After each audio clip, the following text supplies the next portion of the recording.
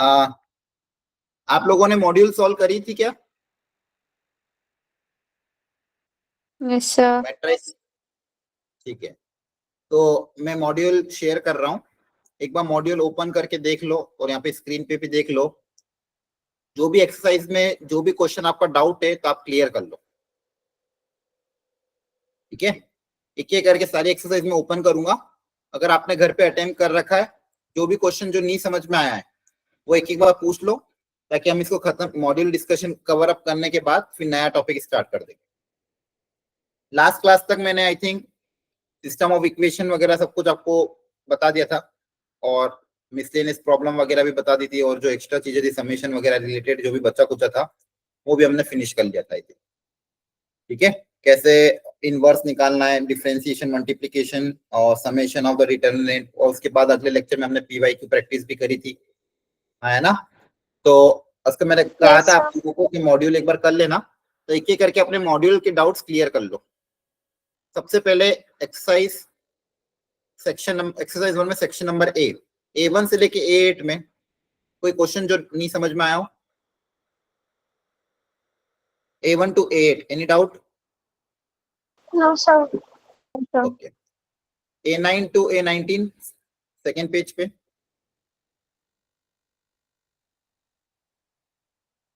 Question number A9 to question number A19 page number 2। No sir. Okay.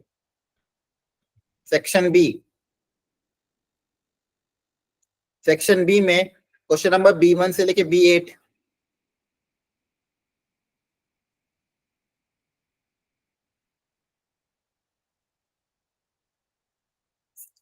Question number B1 to B8। No sir. Okay. B9 to B16।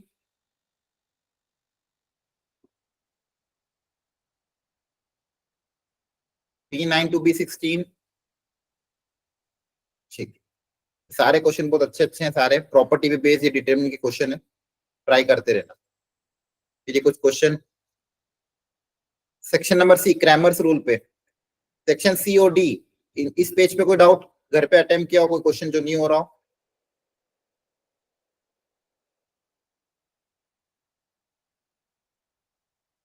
Attempt किया था कि भी नहीं yes sir, क्या था पता नहीं। किया था? ठीक है। सेक्शन D में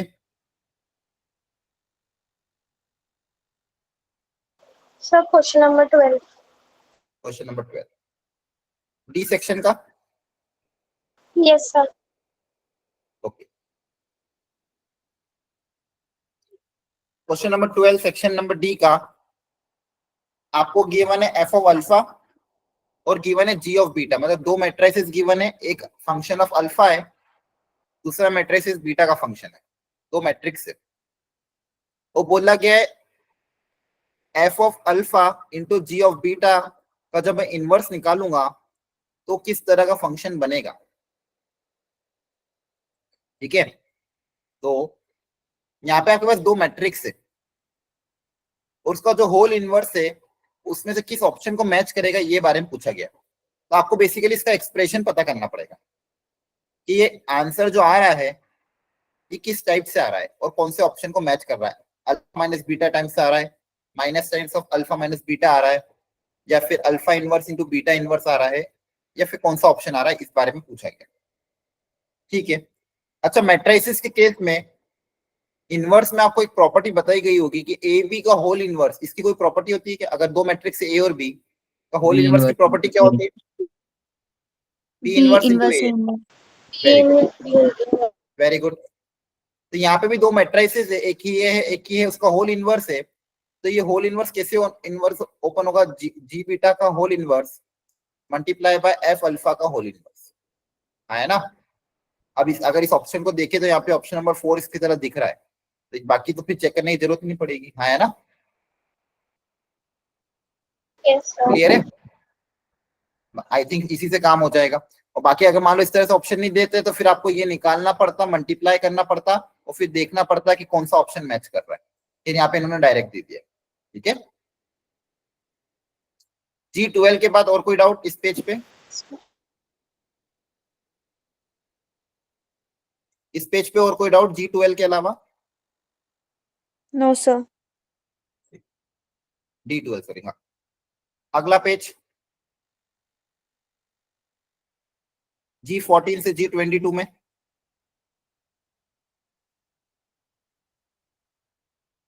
sir D22। Okay, D22। No, D22।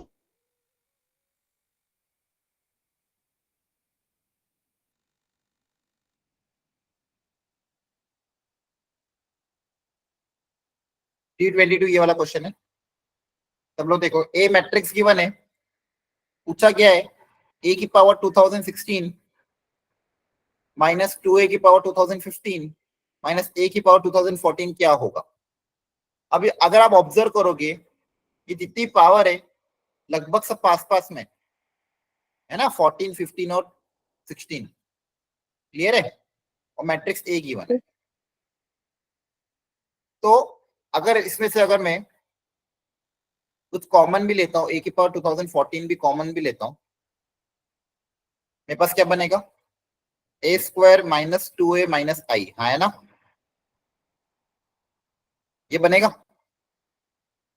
Yes sir. Sir अब एक मैट्रिक्स ए गिवन है, ए की हायर पावर वाला क्वेश्चन है। अब मैंने आपको क्लास में बताया था, जब भी हायर पावर वाले क्वेश्चन आते हैं तो क्या तरीका होता है उसको सॉल्व करने का,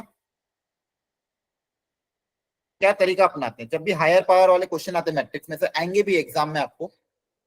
इस तरह के हायर पावर वाले क्वेश्चन अगर आते हैं तो इनको सॉल्व करने का क्या मेथड रहता है, बताओ। सर पहले एक बार ए क्यूब वो ए की पावर 4 तक निकाल के ना सर उसका ऑर्डर वो देखेंगे। हाँ वेरी गुड, सही बताया। एक तरीका तो ये रहता है, दोनों तरीके में सीखूंगा, दो तरीके रहते हैं मेथड को सॉल्व करने के। एक ये रहता है कि आप इसकी हायर पावर निकालते जाओ, देखो कुछ अच्छा पैटर्न बन रहा है क्या। अगर अच्छा पैटर्न बन गया या फिर अच्छा मैट्रिक्स बन गया तो यहाँ पे डायरेक्ट अप्लाई हो जाएगा हायर पावर, बाकी प्रिडिक्ट हो जाएगी। ठीक है, पैटर्न अगर कुछ अच्छा बन गया तो मान लो अगर हायर पावर निकालते निकालते पैटर्न अच्छा नहीं बनना, तो इसको फिर आइडेंटिटी मैट्रिक्स के टर्म्स में तोड़ के अपन को हायर पावर का देखना पड़ेगा कैसे निकाल सकते हैं। तो सबसे पहले तो हम पहला मेथड ही अपनाएंगे, पहले ए स्क्वायर निकाल लो। ए स्क्वायर निकाल के देखते हैं क्या आ रहा है, 4 पावर तक निकाल के देख लेना, लगभग काम हो जाता है। तो अगर ए स्क्वायर की बात करूंगा मैं, तो ए और ए को आपस में मल्टीप्लाई करेंगे तो फर्स्ट रो फर्स्ट कॉलम के साथ मल्टीप्लाई होगा। देखो ये सही लिखा है मैंने, ए स्क्वायर मतलब ए और ए, फर्स्ट रो फर्स्ट कॉलम आपस में मल्टीप्लाई होंगे तो क्या एलिमेंट आएगा, 16 माइनस 3, 13 आएगा, तो चेक कर लेना। सॉरी 16 प्लस 3 कितना आएगा, 19 आएगा। बोलो, निकालो सब लोग, आप लोग। ये अगला एलिमेंट बताओ कितना आएगा,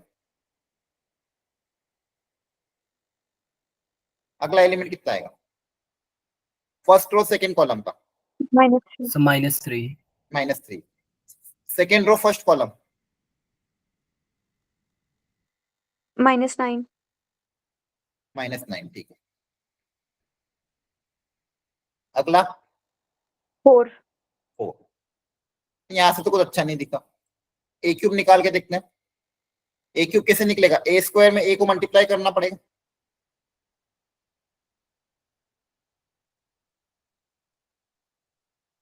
इसमें ए जब मल्टीप्लाई होगा, इससे बताओ क्या आ रहा है, चारों एलिमेंट बताओ निकाल के।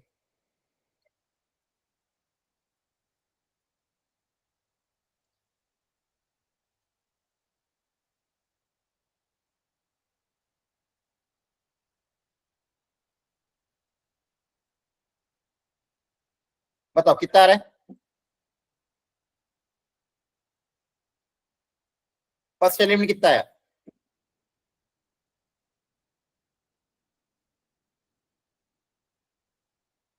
बोलो। अरे मल्टीप्लाई करना आता है ना, जल्दी बताओ। सब लोग करो, बैठे मत रहो। 60 5 5, अगला एलिमेंट, 5। अगला 5 आ रहा है कि कुछ और आ रहा है, सेकेंड एलिमेंट क्या आ रहा है, 16. 16. थर्ड एलिमेंट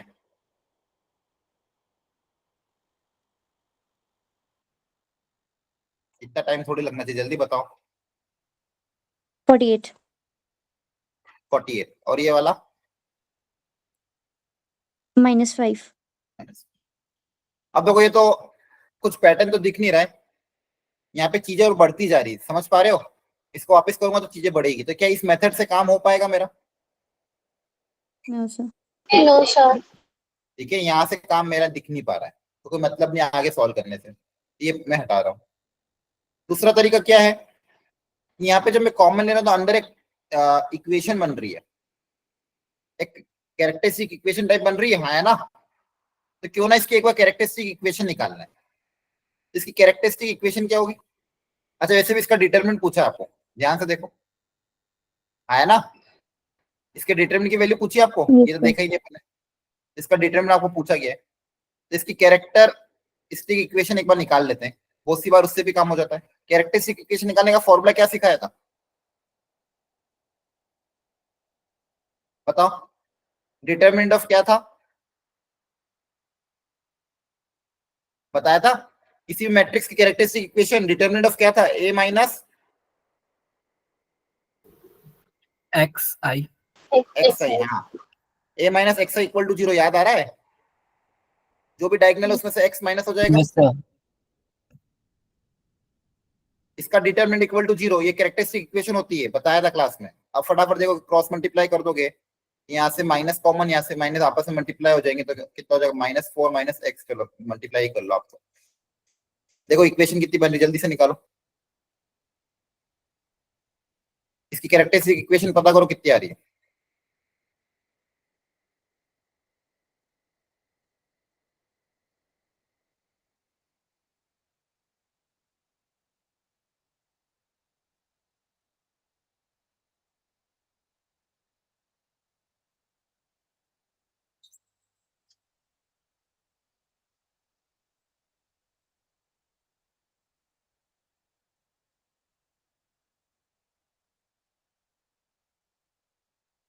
चेक करो, ये आ रही है क्या, x² + 3x - 7 = 0, बोलो।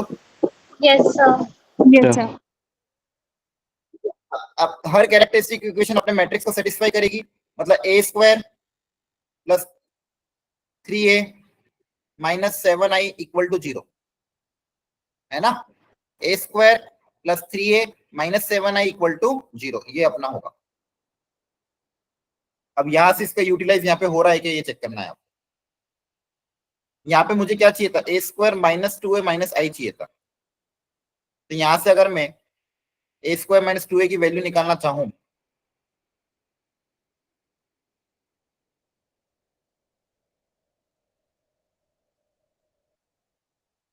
अच्छा डिटरमिनेंट तो अलग अलग हो जाएगा, यहाँ पे तो अब ज्यादा मेहनत लगेगी नहीं, डिटरमिनेंट को अलग अलग कर लोगे, है ना? बोलो। Yes sir. Yes, sir. अच्छा क्या पावर में भी डिटरमिनेंट सेपरेट हो जाता है?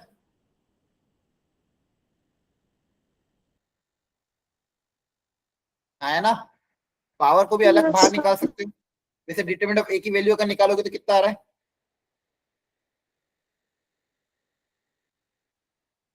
-7 आ रहा है क्या, चेक करना। ठीक है, Yes, sir. -7. -7। ओके, अब यहाँ से आपको ये भी कैलकुलेट करना पड़ेगा, a² - 2a - i कितना आएगा।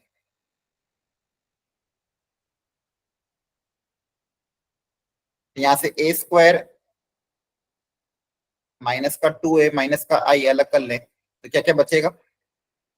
अब प्लस का 3a बनाना है तो प्लस का 5a करना पड़ेगा, और माइनस का 7i बनाना तो माइनस का 6i करना पड़ेगा, इक्वल टू 0। तो इसकी जगह मैं क्या लिख सकता हूँ, a² - 2a - i की जगह आप क्या लिख सकते हो, -5a + 6i।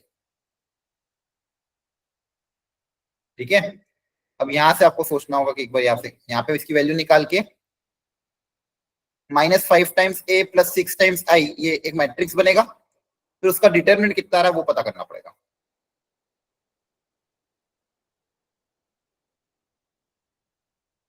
और दूसरा कोई तरीका, देखो ध्यान से, एक तरीका ये है, और एक तरीका और जो मैं आपको बता रहा था कि इसको आइडेंटिटी मैट्रिक्स के टर्म्स में ब्रेक करने की कोशिश करो। देखो ध्यान से, ए आपको जो दिया हुआ है, एक सेकंड, यहाँ पे मैं लिख रहा हूं साइड में, जो आपको मैट्रिक्स ए दिया हुआ है -4 3 1 1, इसमें से अगर मैं आइडेंटिटी मैट्रिक्स अलग कर लूं 1 0 0 1, तो बचा हुआ मैट्रिक्स क्या होगा एक बार देखो।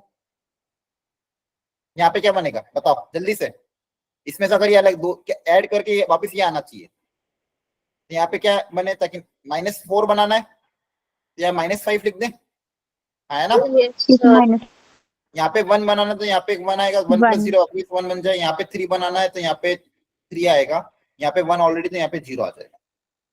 तो ए को मैं लिख रहा हूँ a = b + i।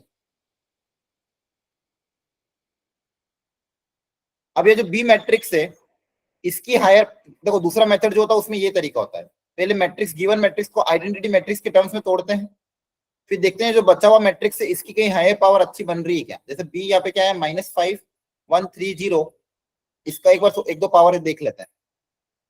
एक बार इसका b² पता करो बच्चों कितना आ रहा है, b³ पता करो। अगर यहाँ से काम हो जाएगा तो हो सकता है यहाँ से काम हो जाए। दो फटाफट पता करो, मुझे बताओ कितना आ रहा है।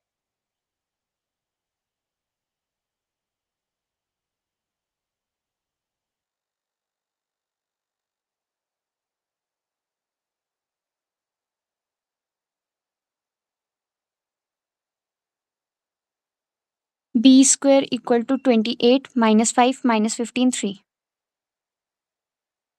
Okay thank you. b² = बाकी लोग भी क्रॉस चेक कर लेना, 28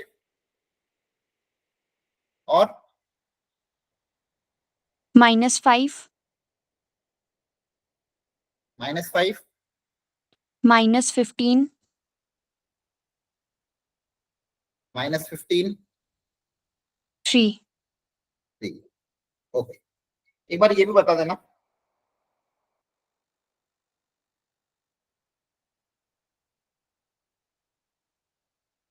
अदरवाइज अगर इससे काम नहीं होगा तो फिर कुछ और सोचना पड़ेगा आपको।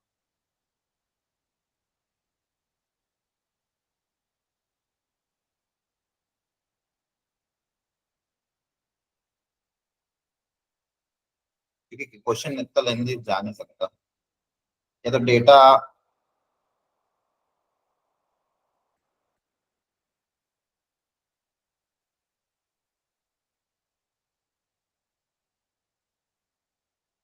अच्छा बच्चों, हाँ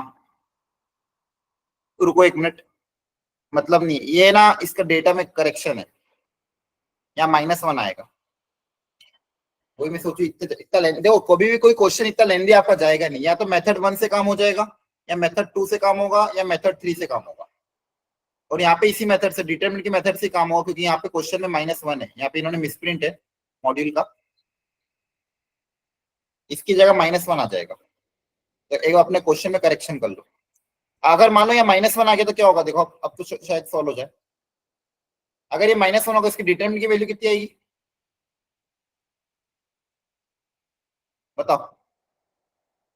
क्वेश्चन में करेक्शन करो, यहाँ पे -1 आएगा तभी, नहीं तो अदरवाइज बहुत लेंदी जा रहा था। ठीक है, उसके हिसाब से इसका आंसर आएगा। -1 तो डिटरमिनेंट आप इसका निकालेंगे, कितना होगा, -4 + 3 -1 -1 आएगा, हाँ है ना।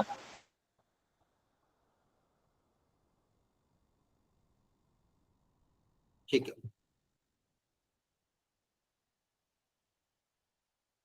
अब देखो अब तो हो जाएगा काम मेरा।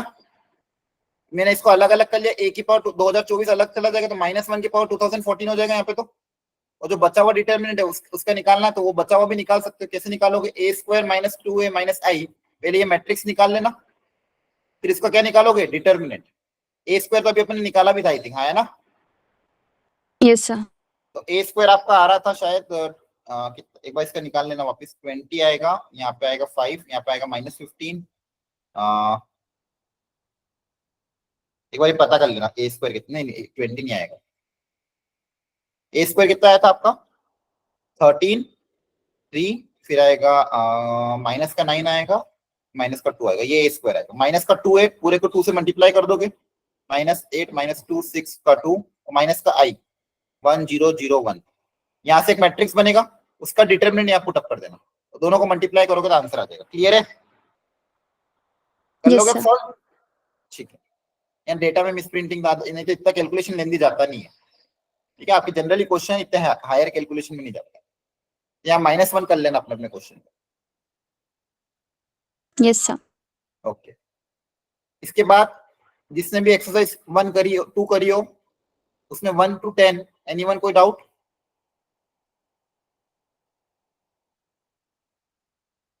No, sir. Okay. No, sir. Next 11 to 19 में कोई doubt?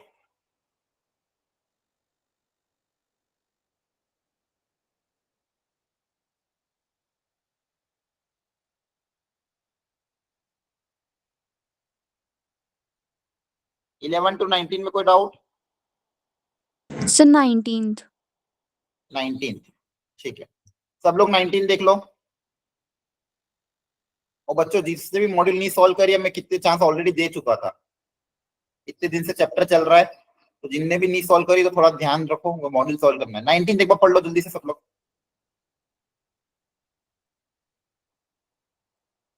What value of lambda in mu system of equation as unique solution? सब लोग ट्राई करो, बताओ इसका आंसर क्या आएगा। अच्छा क्वेश्चन है, जल्दी से ट्राई करो सब लोग।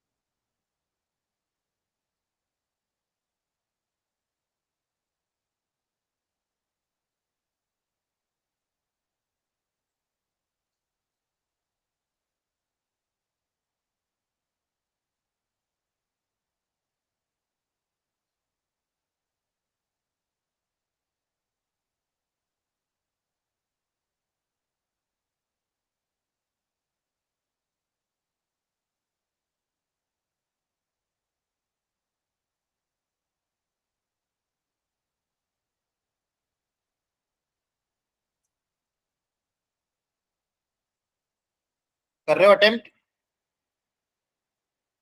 Yes, sir. Yes, sir. जल्दी करो, क्लास में सिखा रखा है।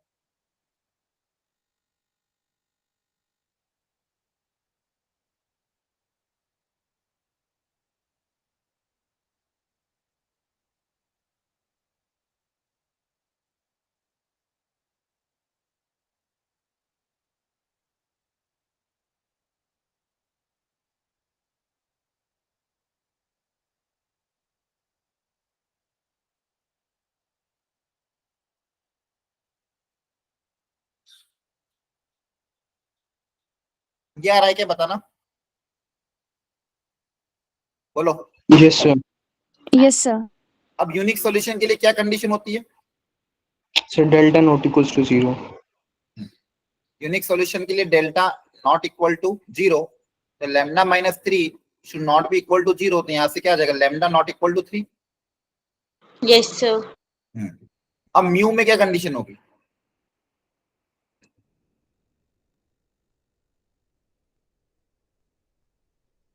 बताओ। लैम्डा 3 के बराबर नहीं हो जाना चाहिए, क्यों? अगर मान लो 3 हुआ तो दो प्लेन आपके पैरेलल हो जाएंगे। अगर मान लो, देखो लॉजिकली भी दिख रहा है, अगर मान लो 3 हो गया तो दो प्लेन क्या हो जाएंगे, पैरेलल है ना। Yes, sir. अब उसमें भी अगर मान लो जो म्यू वाला कांस्टेंट है, अगर ये 10 के बराबर हो गया ये तो कोइंसाइडिंग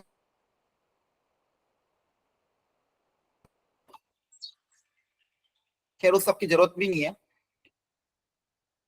तो लैम्डा को तो आप 3 नहीं रखोगे, म्यू के बारे में क्या बोलोगे?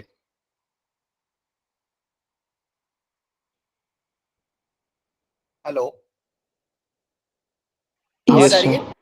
म्यू के बारे में क्या बोलेंगे? म्यू कुछ भी हो सकता है ना? म्यू को कुछ भी रखो, उससे कुछ फर्क पड़ रहा है यूनिक सॉल्यूशन में? No, sir. No, नहीं ना? sir. तो म्यू को अपन कुछ भी रख सकते हैं, सारी कंडीशन लैम्डा पे डिपेंड कर रही है। ओके, नेक्स्ट पेज 20 से लेके 32 में, 20 से लेके 32 में कोई doubt? No, sir. Okay,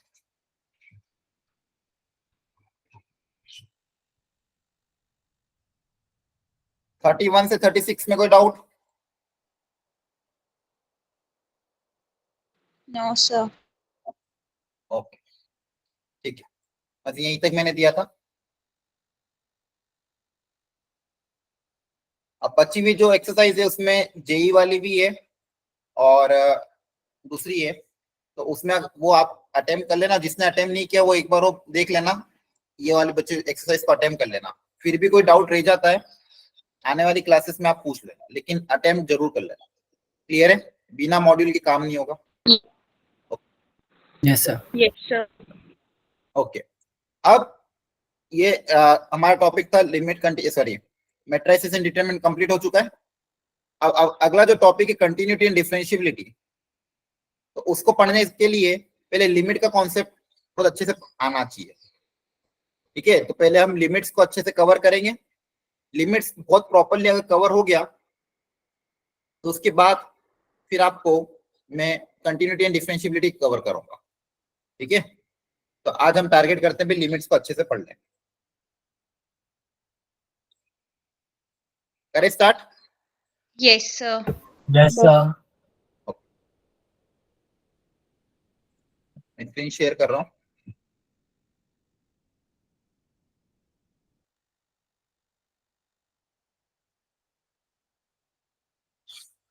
again a very important topic.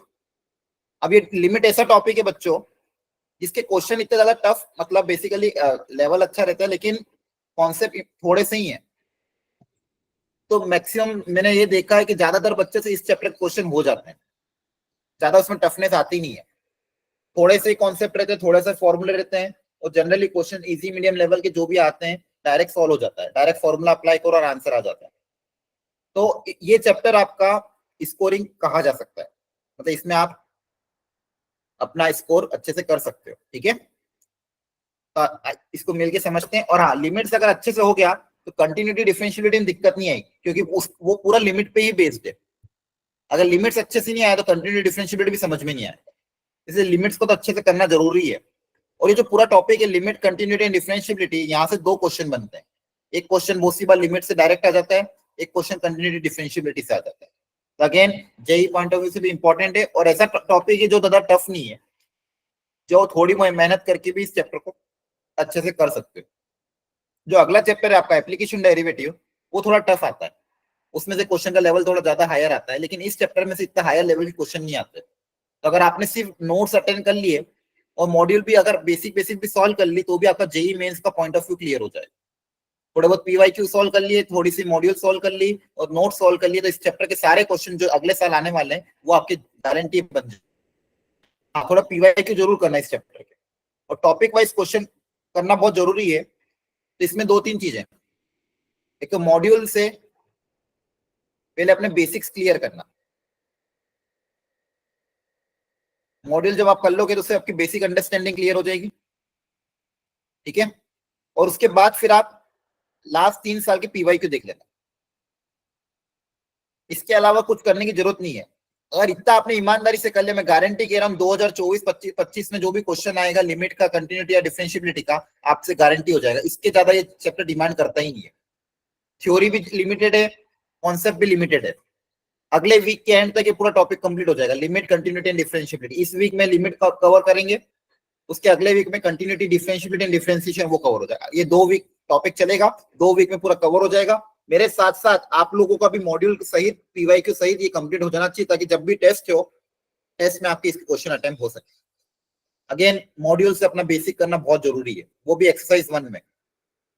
Exercise 1 में जो टॉपिक वाइज क्वेश्चन गिवन है वो काफी इंपॉर्टेंट है, बिना उसके आपका काम नहीं हो पाएगा। अगर वो सॉल्व नहीं करोगे तो आपकी थ्योरी क्लियर नहीं हो गई। और इसके अलावा मॉड्यूल में जो थ्योरी गिवन स्टार्टिंग में, थ्योरी और सॉल्व एग्जांपल, वहां से भी आप हेल्प ले सकते हो, वहां से भी आपको बहुत अच्छी हेल्प मिल जाएगी। बहुत अच्छे से थ्योरी और एक सॉल्व एग्जांपल गिवन है, ठीक है।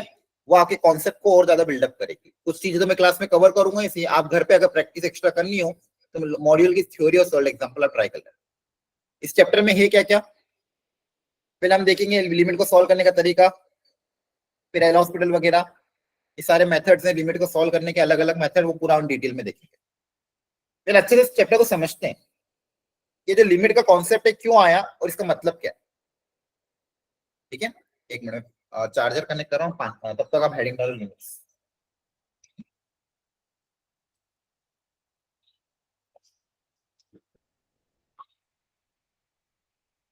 अब सुनना ध्यान से, आपने ये चीज पढ़ी होगी क्लास 11th में। अगर मैं ये लिखता हूं suppose limit x tends to 2 x plus 2, इसका आंसर क्या आएगा बताओ जल्दी से। 4 बहुत बढ़िया। अच्छा बच्चों, ये चैप्टर बहुत सी बार बच्चों को लगता है आसान लगता है, लेकिन इसके बेसिक कंसेप्ट जिसके क्लियर नहीं होते ना, वो अच्छे क्वेश्चन उससे सॉल्व नहीं हो पाएंगे। तो मैं अभी भी बता रहा हूँ, चाहे मैं ये पिछले 10 साल के एक्सपीरियंस से बता रहा हूँ, ये चैप्टर ऐसा है जिसमें जितना बेसिक डीपली आपका बेस क्लियर होगा, एकदम बारीक चीजें अगर क्लियर होगी, आपको कोई इसमें हरा नहीं सकता। लेकिन अगर बेस में दिक्कत होगी ना, तो आपसे क्वेश्चन नहीं हो पाएंगे, थोड़ा सा वो क्वेश्चन को घुमाएगा, अटक जाएगा। इसलिए बेसिक बहुत अच्छे से क्लियर रखना, और मैं कोशिश करूंगा एकदम बारीक से बारीक चीज आपको बताऊं, बस ध्यान से सुनते जाना। अब यहाँ पे बच्चों अपन लिख रहे हैं limit x tends to 2 x plus 2 equal to 4। इसको पहले तो पढ़ना आना चाहिए, हाउ टू रीड, कैसे रीड करोगे इसको, इसका मतलब क्या, आपको ये क्या एक्सप्लेन करता है, इसका क्या मीनिंग है।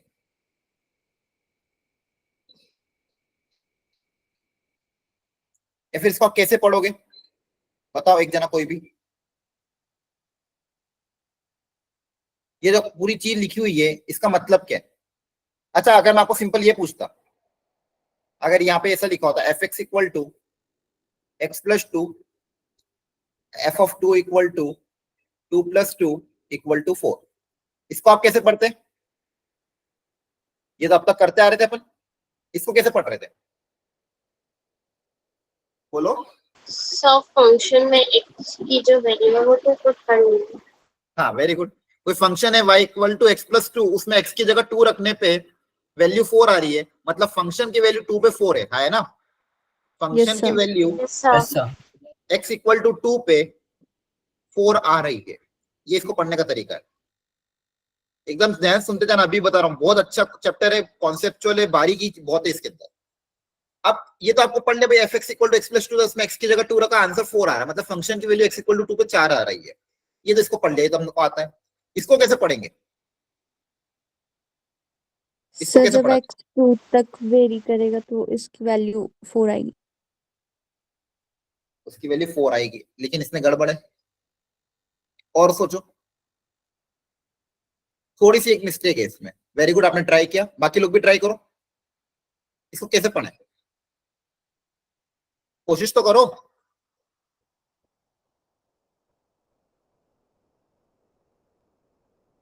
करो कोशिश, इसको पढ़ने का क्या तरीका होगा। Sir x limit less x than equal to होगा। हाँ क्या कह रहे हो,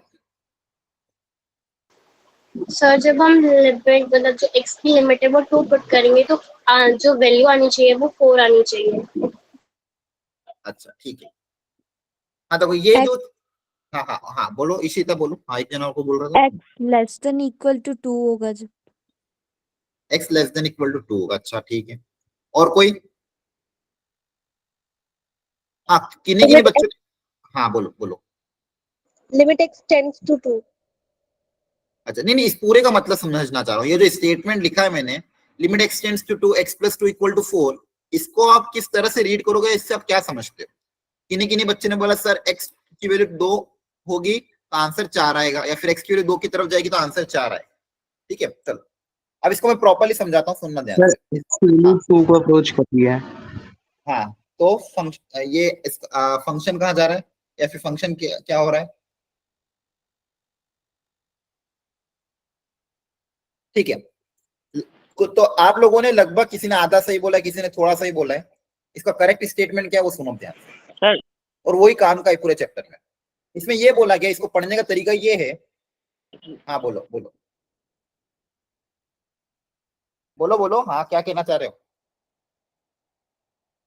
चलो सुनो फिर ध्यान से। क्या सर लिमिट x 2 की तरफ है तो जो फंक्शन मतलब वो अप्रोच कर रहा है। 4 की तरफ जा रहा है, वेरी। देखो ये आपका फंक्शन है एफ एक्स, कोई ना कोई फंक्शन होगा क्वेश्चन में आपके, जैसे यहाँ पे x+2 है, तो यहाँ पे ये बोला है कि अगर x की वैल्यू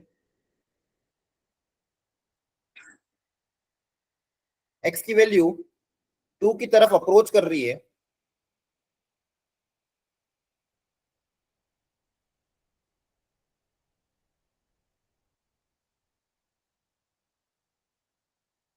x की वैल्यू 2 की तरफ अप्रोच कर रही है, तो फंक्शन, जो भी क्वेश्चन में फंक्शन है एफ एक्स की वैल्यू 4 की तरफ अप्रोच कर रही है। ध्यान रखना यहाँ पे क्या लिखा मैंने, फंक्शन भी 4 की तरफ अप्रोच कर रहा है, एग्जैक्टली 4 के बराबर है क्या? नहीं। ध्यान रखना ये इंपॉर्टेंट है। बहुत सी बार बच्चे क्या मान लेते हैं कि फंक्शन की वैल्यू 4 है, नहीं, फंक्शन की वैल्यू 4 के बराबर नहीं है, फंक्शन की वैल्यू 4 की तरफ अप्रोच कर रही है। इसको शॉर्ट में अगर समझाना चाहें तो ये कह रहा है कि x 2 की तरफ अप्रोच कर रहा है, तो जो फंक्शन है उसकी वैल्यू 4 की तरफ अप्रोच कर रही है, लेकिन 4 के बराबर नहीं थी। यहाँ पे ये ध्यान रखना, x की वैल्यू 2 के बराबर है क्या? बताओ। No sir. क्या x 2 के बराबर है? नहीं, यहाँ पे x is not equal to 2, ध्यान रखना। नहीं सर। x की वैल्यू 2 के बराबर नहीं है, ठीक है, x की वैल्यू 2 की तरफ जा रही है लेकिन 2 के बराबर एग्जैक्टली नहीं है।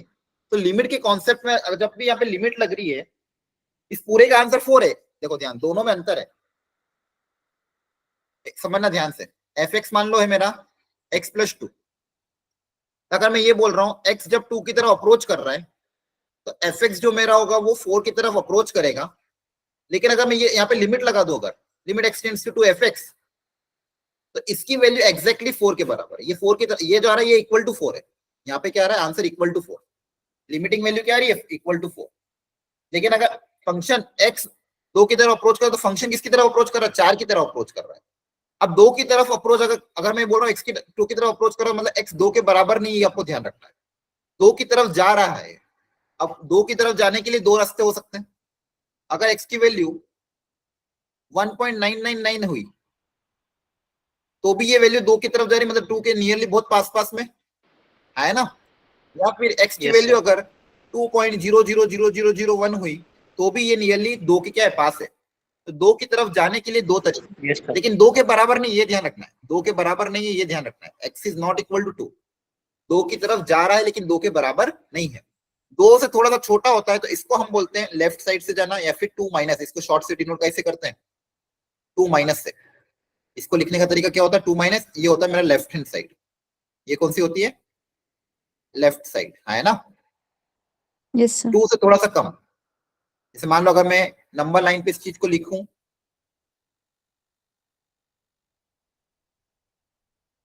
यहाँ पे मेरा 2 है, तो 2 से थोड़ा सा कम मतलब लेफ्ट साइड में ये यहाँ पे जो नंबर होगा 2 से थोड़ा सा पहले 2 माइनस होगा, और ये जो दूसरा वाला है वो 2 से थोड़ा सा ज्यादा है, तो उसको मैं शॉर्ट में डिनोट करूंगा 2 प्लस से।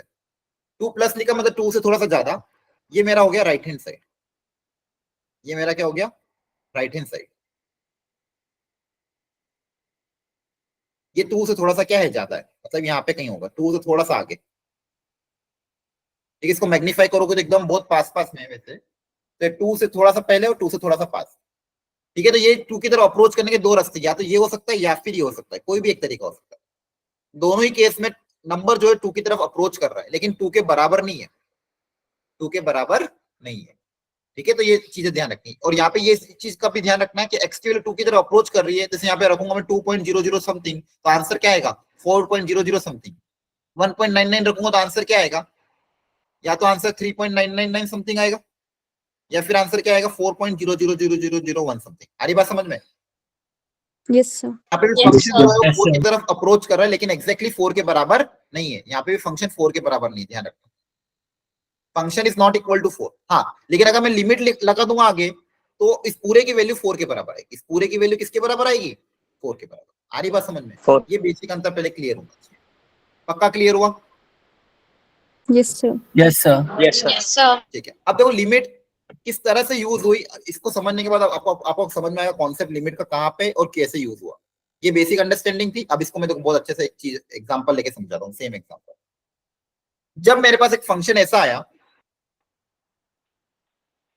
fx equal to x square minus 4 upon x minus 2, ये फंक्शन आया।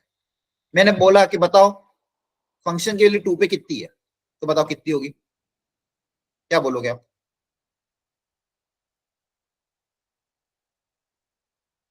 बताओ। Not defined. हाँ, Sir, very, not if not defined. क्योंकि अगर मैं 2 रखूंगा तो ऊपर भी 0 बन रहा है, नीचे भी 0 बन रहा है, ऊपर भी 0 नीचे भी 0, तो मैं डिफाइन कर सकता हूं क्या? बोलो। no, sir. Not define. अच्छा, कुछ बच्चे ने एक क्लास में डाउट पूछा कि सर अगर इस क्वेश्चन को मैं ऐसा लिखता, यहाँ पे तो सर एक्स स्क्वायर माइनस 4 लिखा था, यहाँ पे एक्स माइनस 2 लिखा था, अगर न्यूमरेटर का मैं फैक्टर बनाता, न्यूमरेटर का फैक्टर बनता x minus 2 x plus 2, denominator में बस एक्स माइनस 2 है, एक्स माइनस 2 अगर यहाँ से कैंसिल हो जाएगा, मेरे पास बचेगा एक्स प्लस 2, तो यहाँ पे तो डिफाइंड है, अगर मैं एक्स को 2 रखूंगा तो आंसर तो 4 आना चाहिए, तो आपने नॉट डिफाइन क्यों लिखा? सर मेरा ये Sir, सेम क्वेश्चन को अगर ये लिखूंगा तो आंसर तो 4 आना चाहिए। अब मेरा सही आंसर क्या है? क्या ये ऊपर वाला सही है, नीचे वाला सही है, क्या होगा? सर नीचे वाला। नीचे वाला. हाँ, कौन सा सही है? तो मतलब आप कहना चाह रहे हैं एफ की वैल्यू 2 पे 4 के बराबर है? बोलो। अगर नीचे वाला सही है इसका मतलब एफ की वैल्यू 2 पे 4 के बराबर है। कौन सा समझ में आ रहा है? कहाँ गड़बड़ी हुई है ना? बोलो। Yes.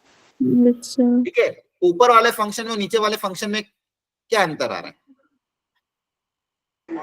सर नीचे वाले में उसको फैक्टराइजेशन करके लिख रखा है। हाँ, अब देखो ध्यान सुनना, यहाँ पे एक मैथमेटिकल एरर है। ये जो नीचे मैंने स्टेप्स लिखी, यहाँ पे एक मैथमेटिकल एरर है। आप मुझे बताओ क्या एरर है इस स्टेप्स में? सर अगर x माइनस 2 अगर मतलब 0 हो जाए तो 0 से तो डिवाइड हो नहीं सकता। हाँ, मतलब यहाँ पे देखो सुनो, एरर क्या है? आप पहली बात तो इन दोनों फैक्टर को कैंसिल डायरेक्टली नहीं कर सकते, समझ में आ रहा है? अपनी आदत होती है Yes, कांस्टेंट sir. टर्म को कैंसिल करने, आपने बताया था. बताया भी था मैंने। अपनी आदत क्या होती है कांस्टेंट टर्म को कैंसिल करने की, लेकिन एक्स को डायरेक्टली कैंसिल या फिर वेरिएबल को डायरेक्टली कैंसिल नहीं कर सकते। अगर मैं कैंसिल करके लिख रहा हूं तो यहाँ पे मुझे अगली स्टेप में क्या लिखना पड़ेगा? अगर एक्स की वैल्यू 2 के बराबर नहीं है, अगर एक्स की वैल्यू 2 के बराबर नहीं है तो ही मैं इसको कैंसिल कर पाऊंगा, समझ में आ रहा है? यहाँ पे अगर ये दो फैक्टर लिखा हुआ है, अगली स्टेप में अगर आपको इसको कैंसिल करना है तो ये तभी कैंसिल हो पाएगा जब ये क्वेश्चन में mention x is not equal to 2। अगर एक्स 2 के बराबर नहीं है तो ही कैंसिल कर सकते हैं, यहाँ पे डायरेक्टली कैंसिल नहीं हो सकता। पहली स्टेप तो ये आपको बहुत दिमाग में छापनी, बेसिक मैथमेटिक्स मैंने पहले भी बताया था, we can not cancel any factor directly.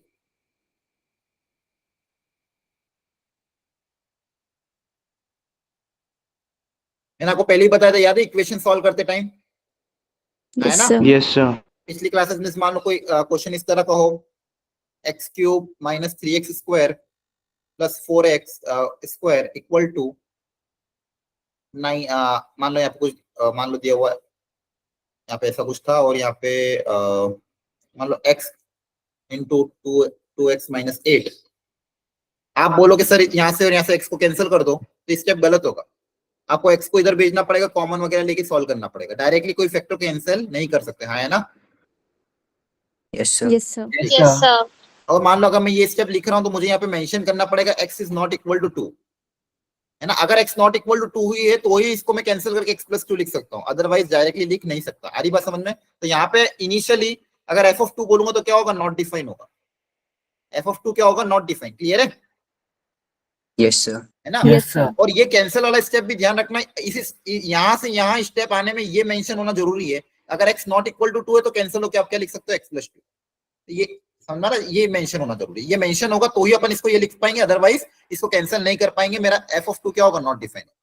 अच्छा, अब प्रॉब्लम यही कि यहाँ पे डिफाइन नहीं कर पा रहे थे फंक्शन की वैल्यू 2 पे। हियर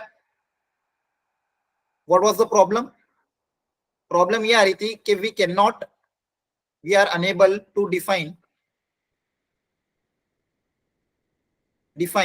यहाँ पे जो फंक्शन है, the value of the function at x equal to 2। मतलब x इक्वल टू 2 पे फंक्शन की वैल्यू डिफाइन नहीं कर पा रहा, तो मेरे बहुत सारे कैलकुलेशन अटक रहे थे। अभी ये काम केमिस्ट्री में भी हो सकता है, बहुत सी बार रिएक्शन चलती है, कैलकुलेशन चलती है। फिजिक्स में भी हो सकता है कि कभी कभी कोई किसी जगह फंक्शन डिफाइन नहीं होता है, तो वहां पे अपन डिफाइन नहीं कर पा रहे हैं। लेकिन मुझे डिफाइन करना जरूरी, जब भी मैं आगे बढ़ पाऊंगा, कोई भी मशीन डिजाइन कर पाऊंगा या फिर कुछ भी रिएक्शन कर पाऊंगा, मुझे पता होना चाहिए वहां पे क्या हो रहा है। तो मेरे पास ये प्रॉब्लम आ रही थी, जैसे इस टाइप की इक्वेशन हो गई, इस टाइप की प्रॉब्लम आ रही थी, वहां पे मैं फंक्शन को डिफाइन नहीं कर पा रहा। तो अब क्या करें? तो इसको सॉल्व करने के लिए लिमिट का कॉन्सेप्ट अप्लाई किया गया। इसको सॉल्यूशन क्या करा, इसको सॉल्व करने के लिए we apply the concept of limit. Limit का कॉन्सेप्ट अप्लाई किया गया कि लिमिट के कॉन्सेप्ट से आप इसको थोड़ा बहुत सॉल्व कर पाओ। यहाँ पे तो फंक्शन क्लियरली नॉट डिफाइंड है, फंक्शन तो क्या है, क्लियरली नॉट डिफाइंड है। लेकिन फिर भी मुझे फंक्शन का बिहेवियर चेक करना कि फंक्शन की वैल्यू 2 पे क्या हो रही है, क्योंकि बिना उसके मैं आगे नहीं बढ़ पा रहा था। और इस तरह की कैलकुलेशन भी नहीं कर पा रहा था, क्योंकि यहाँ पे फंक्शन अगर 2 नहीं है तो ये वाली कैलकुलेशन भी मैं फंक्शन के साथ नहीं कर पा रहा था। तो उन्होंने क्या बोला, ठीक है इसको सॉल्व करने के लिए लिमिटिंग कॉन्सेप्ट अप्लाई करते हैं। तो उन्होंने क्या बोला, सेम फंक्शन में आप लिमिट अप्लाई कर दो। ये फंक्शन आप डिफाइन नहीं कर पा रहे थे, आप क्या करो, इस फंक्शन में लिमिट अप्लाई कर दो और x टेंड्स टू 2 कर दो। मतलब आप ये देखो कि फंक्शन की वैल्यू अगर 2 की तरफ अप्रोच कर रही, मतलब 2 के नेबरहुड में फंक्शन किस तरह से बिहेव कर रहा है। तो फंक्शन 2 के नेबरहुड में जिस तरह से फंक्शन बिहेव करेगा, तो अपन अप्रोक्सीमेटली ये अज्यूम कर लेंगे कि फंक्शन, एटलीस्ट मुझे ये पता चल जाएगा कि फंक्शन के नेबरहुड में फंक्शन किस तरफ जाना चाह रहा है, या फिर फंक्शन के नेबरहुड में क्या है बिहेवियर आ रहा है।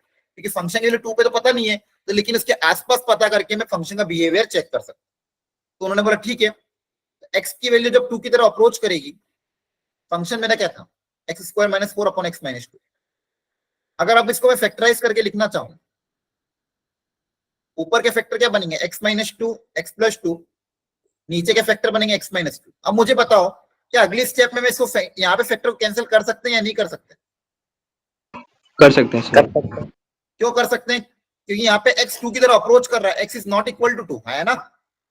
Yes, sir. Yes sir. अभी मैंने बताया था यहाँ पे लिमिटिंग कॉन्सेप्ट में क्या होता है, x 2 की तरफ जा रहा है लेकिन 2 के बराबर नहीं है, 2 के बराबर नहीं, तो इस फैक्टर को मैं कैंसिल कर सकता हूँ। तो मेरे पास क्या बच जाएगा, x प्लस 2 बच जाएगा, है ना? अब इसकी Yes, वैल्यू sir. कितनी आ जाएगी, इस पूरे की वैल्यू आ जाएगी 4। मतलब इसका आंसर 4 आ गया, लिमिटिंग वैल्यू 4 आ गई। तो यहाँ से मैं क्या बोल दूंगा, देयरफॉर क्या, जब x 2 की तरफ अप्रोच करेगा, चाहे लेफ्ट साइड से अप्रोच करे या राइट साइड से अप्रोच करे, चाहे लेफ्ट साइड से अप्रोच करे या राइट साइड से अप्रोच करे, दोनों ही केस में फंक्शन जो होगा मेरा वो 4 की तरफ क्या करेगा, अप्रोच करेगा। ठीक है, तो फंक्शन का नेबरहुड में बिहेवियर मुझे पता चल गया लिमिट की मदद से, क्योंकि लिमिट लगूंगा तो ही फैक्टर को कैंसिल कर सकता हूं, अदरवाइज मैं फैक्टर को कैंसिल नहीं कर पा रहा था, है ना? Yes, sir. Yes, sir. तो यस देखो ये लिमिट का यूज था और ये बेसिक फंडामेंटल था।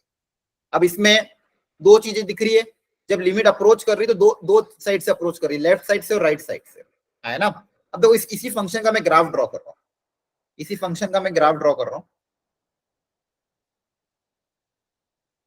ये कैंसिल होके एक लीनियर फैक्टर बन रहा था, लीनियर फैक्टर वो एक स्ट्रेट लाइन है।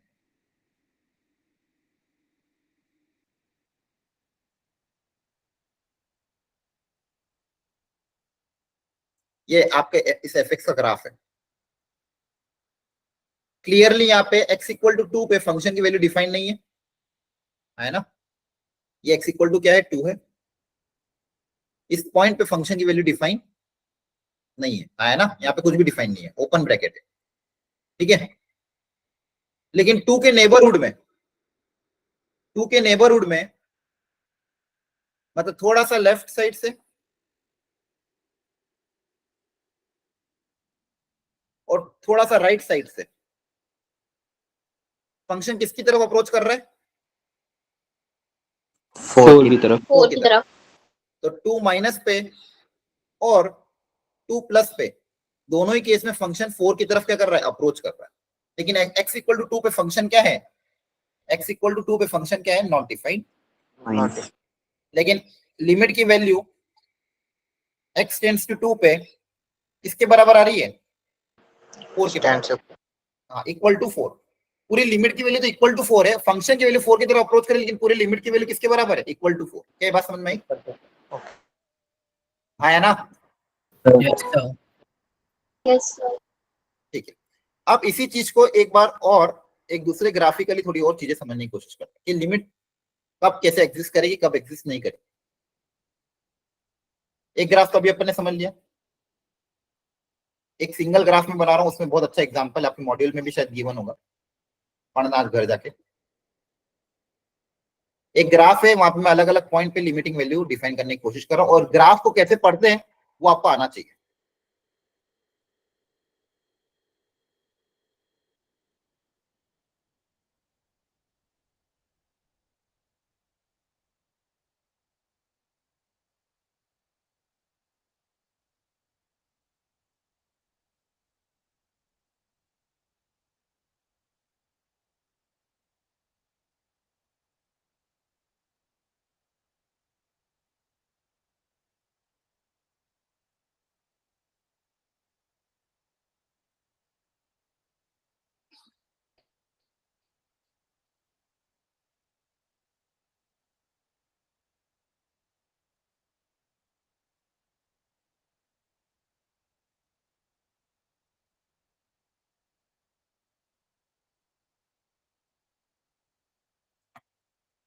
मुझे ये बताओ, सबसे पहले 1 पे अगर लेफ्ट साइड की लिमिट, तो इसको बोलते हैं left hand limit. Left side से अगर फंक्शन को अप्रोच करूंगा 1 माइनस पे, तो फंक्शन किसकी तरफ जा रहा है, इसकी लिमिटिंग वैल्यू क्या होगी, 1 माइनस पे। 1 माइनस एफ एक्स 8, आपको दिख रहा है 1 से थोड़ा सा पहले फंक्शन 8 की तरफ अप्रोच कर रहा है। Yes sir. राइट साइड से 1 से थोड़ा सा ज्यादा, 8। 8, वेरी गुड। और फंक्शन की वैल्यू 1 पे 8, वेरी गुड। अच्छा, लेफ्ट साइड से राइट साइड से दोनों से 8 से अप्रोच कर रहा है, इसको मैं डायरेक्टली क्या लिख सकता हूँ, limit x tends to 1 fx। इसका आंसर भी क्या आएगा, अगर x 1 की तरफ अप्रोच करेगा तो आंसर कितना आएगा, 4 आएगा। वेरी गुड, क्लियर है? Yes sir. अब 2 पे समझते हैं। 2 पे बताओ, लेफ्ट साइड से अप्रोच करने पे फंक्शन किसकी तरफ जा रहा है, 9। Sir. राइट साइड से, हाँ राइट साइड से, वेरी गुड बच्चों, राइट साइड से 9 9। और फंक्शन की वैल्यू 2 पे नॉट डिफाइंड। नॉट ओपन है, क्या है, नॉट डिफाइंड है ना? yes sir sir. अच्छा, Yes, sir. तो मुझे यहाँ पे बताओ, अगर मैं लिमिट का पूछता, limit x tends to 2 fx क्या आती? Sir not defined. हाँ, मैं पूछ के आ रहा हूँ, सुनो ध्यान से। x जब 2 की तरफ अप्रोच करेगा तो फंक्शन किसकी तरफ अप्रोच कर रहा है, 9 9 की तरफ 9। अप्रोच कर रहा है ना? तो यहाँ 9 तो लिख सकता हूँ ना, भले फंक्शन डिफाइन नहीं है वहां पे, लेकिन लिमिटिंग वैल्यू तो 9 के बराबर है, yes यस sir क्योंकि लेफ्ट साइड से भी 9 की तरफ जा रहा है, Yes, राइट sir. साइड से भी 9 की तरफ जा रहा है, मतलब x टेंड्स टू 2 पे फंक्शन की वैल्यू क्या होगी, 9 के बराबर है ना?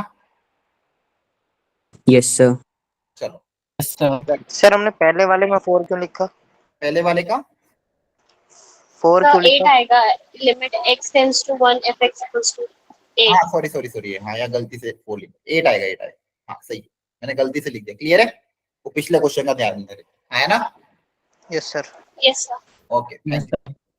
अब x 3 पे करते, 3 पे बताओ लेफ्ट हैंड लिमिट, आराम से सोच समझ के। 8 सर 8। हाँ, लेफ्ट साइड से 3 के थोड़ा सा लेफ्ट में अगर देखोगे तो फंक्शन किसकी तरफ जा रहा है, 8 की तरफ जा रहा है। yes sir sir right side से 12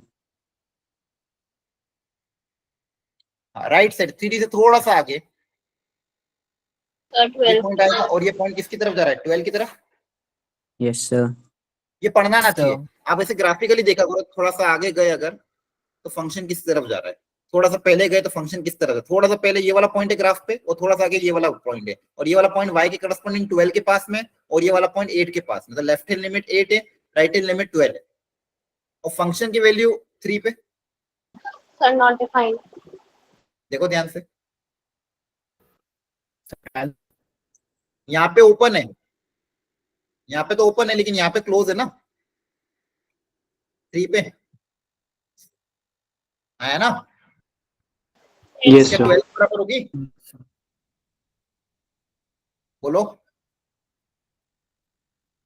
अरे है ना, फंक्शन की वैल्यू 3 पे तो 12 होगी ना, यहाँ पे क्लोज दिख रहा है, Yes, sir. Hello, yes sir. ठीक है। अब यहाँ पे मोस्ट इंपोर्टेंट क्वेश्चन, 3 माइनस पे 8 है, 3 प्लस पे 12 है, लिमिट एक्सटेंड्स टू 3 पे अगर पूछता हूँ fx, इसका आंसर क्या रहेगा? Sir, not defined.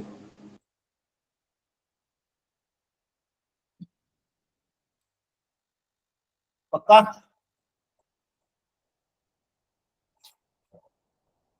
बताओ। Sir, 8. हाँ 8 आएगी, 12 आएगी, कि डज नॉट एग्जिस्ट आएगी, या फिर नॉट डिफाइन आएगी, मतलब जो भी है, ये इंपॉर्टेंट क्वेश्चन। अब देखो यहाँ हो क्या रहा है, लेफ्ट साइड से अगर जा रहे हैं तो फंक्शन 8 की तरफ अप्रोच कर रहा है, राइट साइड से जा रहा है तो 12 की तरफ अप्रोच कर रहा है, तो एक्सटेंड्स टू 3 पे दो तरह के रास्ते हो गए, एक 8 की तरफ जा रहा है, एक 12 की तरफ जा रहा है, तो एक्सटेंड्स टू 3 पे आप क्या लिखोगे, डज नॉट एग्जिस्ट या फिर नॉट डिफाइन, लेकिन ज्यादा अच्छा वर्ड क्या है, डज नॉट एग्जिस्ट।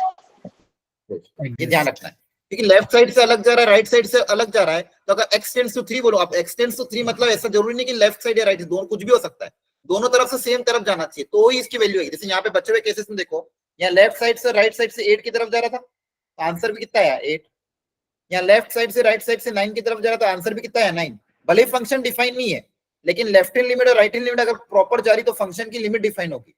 यहाँ पे भी left hand limit right hand limit की अलग अलग जा रही थी, क्या लिखोगे, डज नॉट एग्जिस्ट, है ना,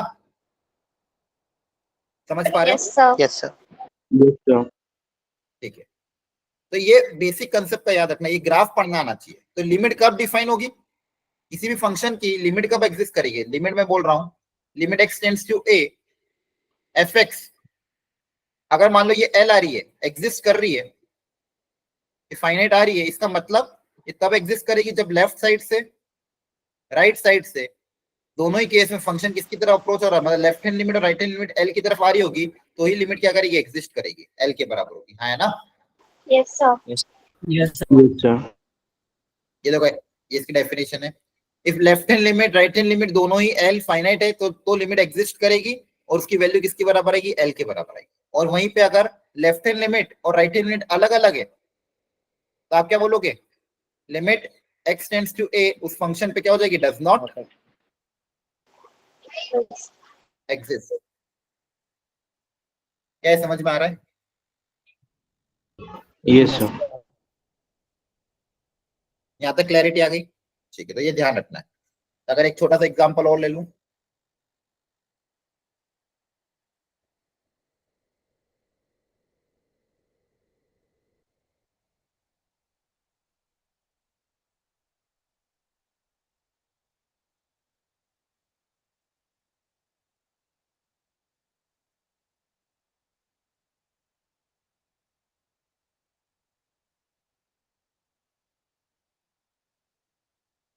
मुझे बताओ इस फंक्शन की,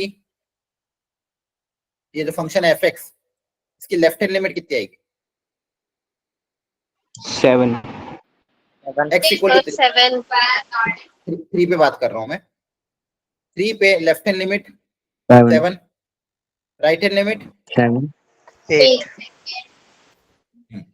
7 की 8, 8 सर 8। क्यों,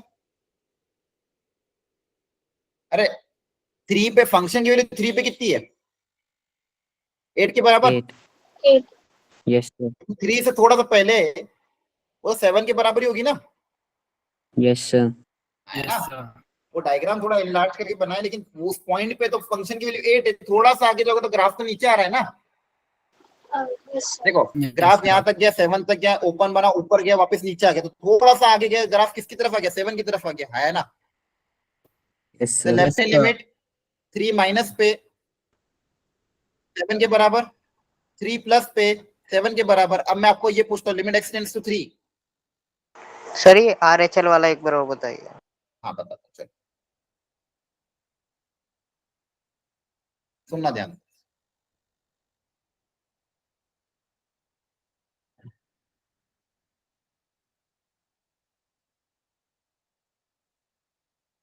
देखो ग्राफ में मैं ड्रॉ करा तो यहाँ तक गया, इस पॉइंट पे डिफाइन नहीं था, इस पॉइंट पे वैल्यू आई कुछ और, वापस नीचे आया, और ग्राफ मेरा उसी के आगे ऐसा कंटिन्यू हो गया नीचे।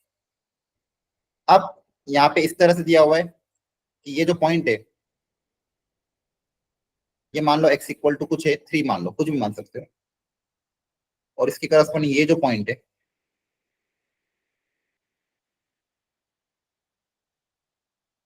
ये पॉइंट है मान लो 7, और ये पॉइंट है मान लो 8। तो मैंने आपसे 2-3 चीजें पूछी है। फंक्शन का ग्राफ कोई ड्रॉ किया मैंने, ये आपकी एक्स एक्सिस है, ये आपकी फंक्शन की एफ एक्स है। सबसे पहले तो फंक्शन की वैल्यू 3 पे कितनी होगी बताओ? सर फंक्शन की वैल्यू 3 पे यहाँ पे क्लोज है तो 8 के बराबर है, ठीक है, ये डाउट क्लियर है। अगर मैं ये पूछता हूँ कि लेफ्ट हैंड लिमिट मतलब 3 माइनस 3 से थोड़ा सा पहले अगर फंक्शन किसकी तरफ अप्रोच करेगा बताओ? 7. 7. 7। 7. 3 से थोड़ा सा पहले अगर मैं देखूंगा, 3 से थोड़ा सा पहले ग्राफ पे ये वाला पॉइंट आएगा, और ये वाला पॉइंट के करस्पॉन्डिंग ये वाली वैल्यू ऑफ y आएगी, और ये वैल्यू ऑफ y किसकी तरफ जा रही है? 7 की तरफ जा रही है, आया ना? Yes, sir. Yes, sir. Yes, sir. अब 3 से थोड़ा सा आगे अगर मैं बात करता हूँ, right hand limit, right hand limit 3 से थोड़ा सा आगे, ग्राफ पे ये वाला पॉइंट आया, और ये वाला पॉइंट Yes, भी जो sir. है Yes, sir. किसकी तरफ जा रहा है? 7. 7 की तरफ जा रहा है। तो राइट हैंड लिमिट भी अगर मैं बात करूंगा थोड़ा सा 3 से ज्यादा, इसमें फंक्शन किसकी तरफ अप्रोच कर रहा है? 7 की तरफ। दोनों ही केस में देखो, दोनों ही केस में ग्राफ राइट साइड से राइट से दोनों ही 7 से थोड़ा सा कम है, इसको आप 7 माइनस भी लिख सकते, मतलब कहने का मतलब फंक्शन जो होगा ना एफ एक्स, जब एक्स 3 की तरफ जा रहा है, 3 प्लस से और 3 माइनस की तरफ से भी, दोनों ही केस में फंक्शन जो है वो 7 की तरफ जा रहा है, लेकिन 7 से थोड़ा सा कम, 7 माइनस से जा रहा है ना? आ रही बात समझ में? Yes, sir. Yes, sir. Yes, sir. Yes, sir. देखो 7 से थोड़ा सा कम है और 7 माइनस लिख सकते हैं, लेकिन पूरी लिमिटिंग वैल्यू तो क्या है 7। तो लेफ्ट हैंड लिमिट भी 7 है, राइट हैंड लिमिट भी 7 है। तो अब मैं आपको ये पूछता हूँ, लिमिट एक्स टेंड्स टू 3 पे क्या आंसर लिखोगे? 7। 7. आया ना? क्योंकि left hand limit right hand limit दोनों बराबर, का आंसर कितना आएगा? 7 आएगा। वहीं पे अगर लेफ्ट हैंड लिमिट अगर राइट हैंड लिमिट के बराबर नहीं आती है तो लिमिट क्या हो जाएगी? डज नॉट एग्जिस्ट, है ना? Does not.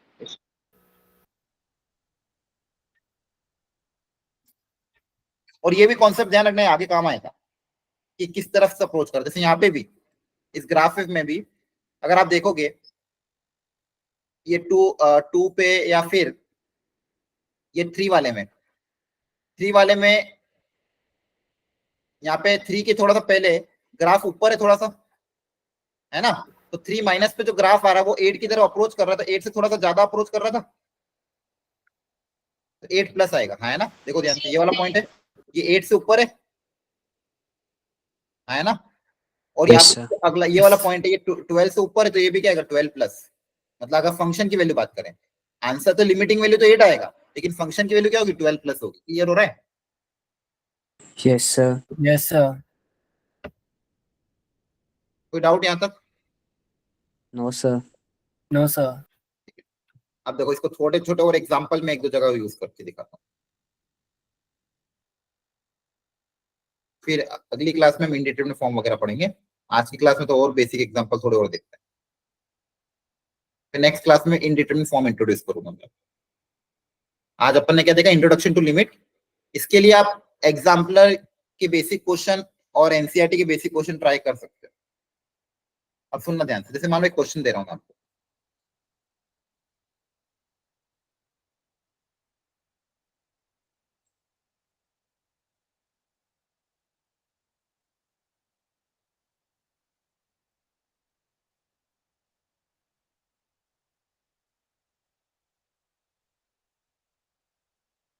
इसका आंसर पूछा है, जहां पे ये जो फंक्शन है ये ग्रेटेस्ट इंटीजर फंक्शन। करो ट्राई।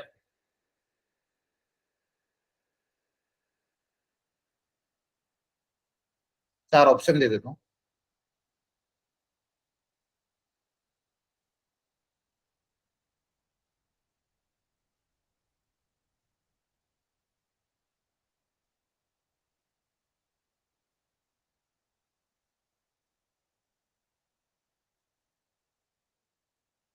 बताओ क्या आंसर आएगा। सर सी ऑप्शन आएगा। सी। क्यों? सर क्योंकि लेफ्ट हैंड लिमिट आएगी सर -1 और राइट हैंड लिमिट सर 0 आएगी। अच्छा, सर दोनों नॉट इक्वल है ना, इसलिए। Very good. अब देखो, जब भी greatest integer Yes, function sir. आए, हाँ, जब भी ग्रेटेस्ट इंटीजर फंक्शन आए, हमेशा, ये बात मैं आज बोल रहा हूँ लेकिन आप पूरे चैप्टर के एंड तक इस बात को याद रखना, एकदम दिमाग में छाप लो या फिर हिंदी में अपनी कॉपी में लिख लेना अगर याद नहीं रहता है। जब भी ग्रेटेस्ट इंटीजर फंक्शन क्वेश्चन में आता है, या फिर फ्रैक्शनल पार्ट आता है, या मॉड्यूलस फंक्शन आता है, या कोई भी स्पेशल फंक्शन हो, signum function, modulus function, greatest function, fractional part function, और उसकी लिमिट का क्वेश्चन है, हमेशा लेफ्ट हैंड लिमिट और राइट हैंड लिमिट आप निकालोगे हमेशा, नहीं तो गड़बड़ हो जाएगा। ये चीज ध्यान रखना, लिख लेना अपनी अपनी कॉपी में नोट बना के। Whenever the question contain greatest integer, fractional part, signum function, modulus function or any such type of special function, always find the left hand limit and the right hand limit। लिख लेना है ना, नहीं तो question गड़बड़ हो जाएगा। अब देखो यहाँ पे मैं सबसे पहले लिमिट निकालना, तो लेफ्ट हैंड लिमिट निकालता हूँ, तभी तो पता कर पाऊंगा। अगर दोनों इक्वल होगी तो लिमिट की वैल्यू बराबर आ जाएगी, इक्वल नहीं होगी तो दिक्कत आएगा। तो limit x tends to left hand limit, मतलब 0 से थोड़ा सा कम, तो ग्रेटेस्ट इंटीजर। तो 0 से कम में क्या होगा, जब 0 से कम रख दोगे अंदर, तो 0 से कम मतलब नेगेटिव, और नेगेटिव 0 से थोड़े से ग्रेटेस्ट इंटीजर कितना आता है, -1 आता है, याद है? Yes, sir. Yes, sir. Negative case में सब उल्टा हो जाता है, -0.3 का ग्रेटेस्ट इंटीजर -1, -3.45 का ग्रेटेस्ट इंटीजर -4, -7.1 का ग्रेटेस्ट इंटीजर कितना आता है, -8, एक एक्स्ट्रा चला जाता है नेगेटिव केस में, आया ना? Yes, Yes, sir. sir. और राइट हैंड लिमिट जब निकालोगे 0 प्लस पे, तो 0 से थोड़ा सा ज्यादा, 0 से थोड़ा सा ज्यादा ग्रेटेस्ट इंटीजर कितना आएगा, 0 आएगा। 0. तो क्लियरली यहाँ पे 0 + 0 - पे अलग अलग आ रहा है, तो 0 पे आंसर क्या आएगा, डज नॉट exist. क्या क्लियर हुआ? Yes, sir. Yes sir. बहुत बढ़िया, एक चीज का ध्यान रखना है, आया ना? कोई doubt? Yes. No, sir. No sir. No, sir.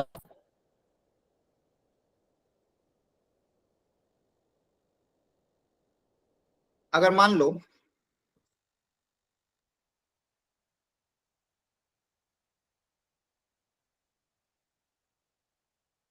अब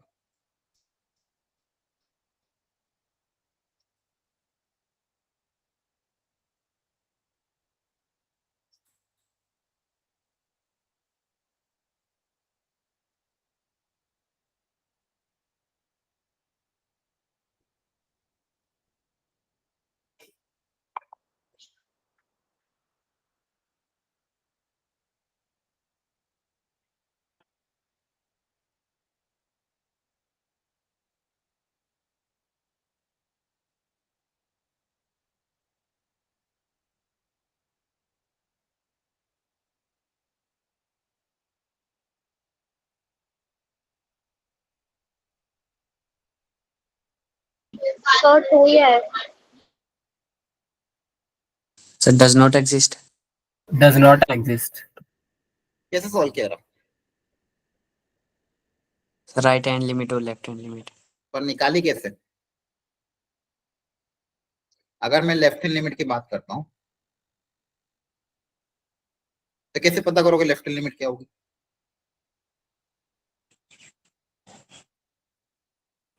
X minus left- greatest. हाँ, इसको आप ग्रेटेस्ट इंटीजर में कन्वर्ट कर दो तो थोड़ा आसान दिख जाएगा, आया ना? Fractional rate sir. को क्या लिख देंगे, x - ग्रेटेस्ट इंटीजर लिख सकते हैं। Yes, sir. अब आप left hand limit right hand limit निकालने की कोशिश करो। सुनो ध्यान से, x 2 की तरफ अप्रोच करो तो x की जगह 2 आ जाएगा, और इस ग्रेटेस्ट इंटीजर की वैल्यू क्या आएगी? 2 माइनस पे ग्रेटेस्ट इंटीजर कितना होगा? 1.99 का ग्रेटेस्ट इंटीजर कितना आएगा? 1 आएगा। बोलो Yes, sir. Yes, sir. इसका आंसर कितना आएगा? 1 है ना? बोलो। Yes, sir. ये लेफ्ट हैंड लिमिट देखो, x माइनस ग्रेटेस्ट इंटीजर लिखा तो x तो 2 ही होगा, x की वैल्यू तो 2 के बराबर है, x 2 की तरफ अप्रोच कर रहा है, माइनस ग्रेटेस्ट इंटीजर। अब 2 माइनस पे ग्रेट 2 माइनस मतलब क्या? 1.9999, और उसका ग्रेटेस्ट इंटीजर कितना आएगा? 1 ही तो आएगा। Yes, sir. Yes, sir. और राइट हैंड लिमिट जब निकालोगे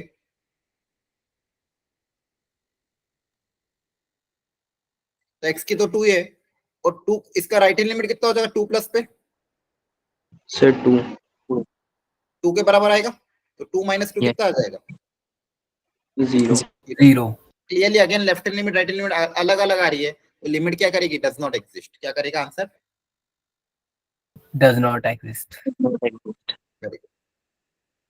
आज का काम आपका ये रहेगा, मॉड्यूल की स्टार्टिंग थ्योरी थोड़ी पढ़ लेना, और एनसीईआरटी वगैरह का करना तो कर लेना। अदरवाइज जिसका भी मैट्रिसेस एंड डिटरमिनेंट में भाग, देखो अभी फर्स्ट क्लास का इतना होमवर्क है नहीं लिमिट्स का, अगली क्लास से होमवर्क स्टार्ट हो जाएगा बहुत सारा, तो अभी भी आपके पास चांस है कि आप मैट्रिसेस एंड डिटरमिनेंट पहले फिनिश कर लो, जो भी मॉड्यूल का बचा हुआ पोर्शन, क्योंकि अब चांस नहीं मिलेगा मैट्रिसेस डिटरमिनेंट करने का। अब लिमिट स्टार्ट हो रहा है, कैलकुलस स्टार्ट हो गया, कैलकुलस में बहुत सारा होमवर्क आ जाएगा, तो पुराने चैप्टर का जो भी बाकी है वो ट्राई कर लो, चाहे फंक्शन हो, आईटीएफ हो, या फिर मैट्रिसेस एंड डिटरमिनेंट हो, उनके मॉड्यूल वगैरह सॉल्व कर लो। नेक्स्ट जो भी लेक्चर होगा उसमें पूछ लेना। क्लियर है? क्योंकि अब इस आगे आने वाले लेक्चर में जैसे जैसे लिमिट्स आगे बढ़ता जाएगा, कंटिन्यूटी आगे बढ़ता जाएगा, आपको होमवर्क दूसरे चैप्टर का बाकी आता जाएगा। ओके, थैंक यू एवरीवन, आज के लिए इतना ही रखते हैं। Bye bye, good night.